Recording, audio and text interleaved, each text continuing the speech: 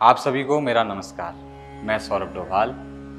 आज हम चर्चा करने जा रहे हैं निर्जला एकादशी व्रत। हमारे सनातन धर्म में 24 एकादशियों का महात्म्य बताया गया है, जिसमें कि निर्जला एकादशी व्रत को सर्वोत्तम फल प्रदान करने वाली एकादशी बताया गया है। इसे भीमसेनी एकादशी भी कहा जाता है। यह एकादशी ज्येष्ठ माह के शुक्ल पक्ष में होती है।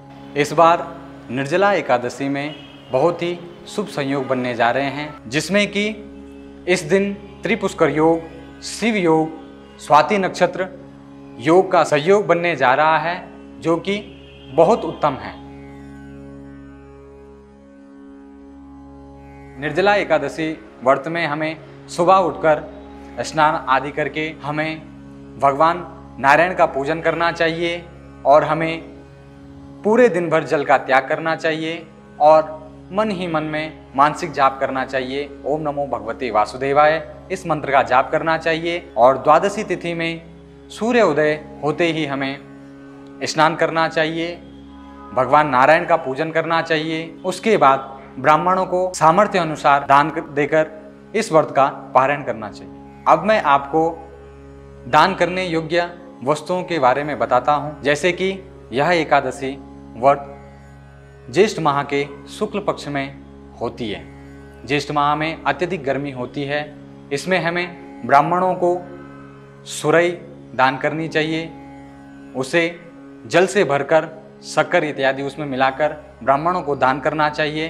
अपने सामर्थ्य अनुसार यथाशक्ति अगर हो सके तो ब्राह्मण को छाता, पददान जैसे कि चप्पल, जूता और वस्त्रदान, अन्नदान और विशेषता जल का दान हमें जरूर करना चाहिए।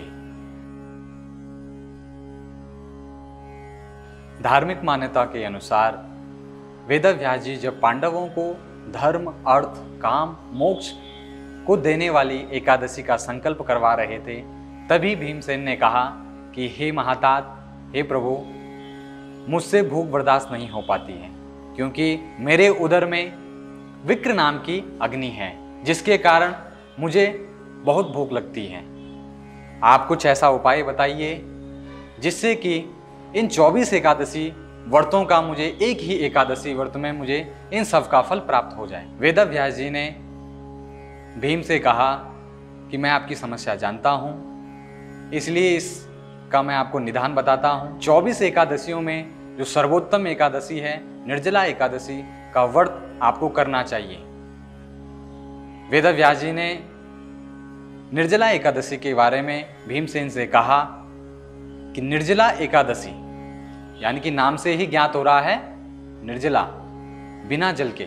वैसे तो 24 एकादशियों में तो हम अन्न का त्याग करते हैं, पर जो ये निर्जला एकादशी व्रत है, इसमें हमें अन्न के साथ साथ जल का भी हमें त्याग करना पड़ता है। ये सब बातें वेदव्यास जी ने भीमसेन से कहा और इस निर्जला एकादशी व्रत के बारे में भीमसेन को कहा कि जो व्यक्ति इस निर्जला एकादशी व्रत को करता है, उसे धर्म, अर्थ, काम, मोक्ष की प्राप्ति होती है और यह मोक्ष को देने वाली निर्जला एकादशी व्रत है। इस प्रकार से मैंने आप सभी को निर्जला एकादशी के बारे में बताया। आप सभी लोग अपने सामर्थ्य अनुसार ब्राह्मण को दान करें, भगवान नारायण की पूजा करें और इस निर्जला एकादशी व्रत को करें और पुण्य के भागी बने। जय श्री राम।